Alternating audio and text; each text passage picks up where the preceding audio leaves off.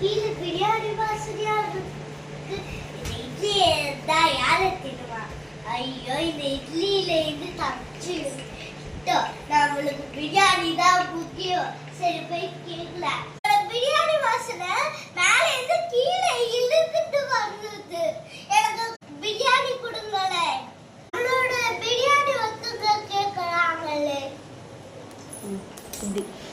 இருமா இருமா, நான் எடுத்துட்டு வரேன். இந்தாமா பிரியாணி. இன்னைக்கு நம்மளுக்கு பேட்டதா.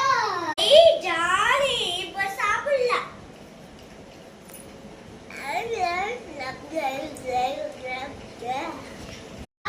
முடிச்சாச்சு.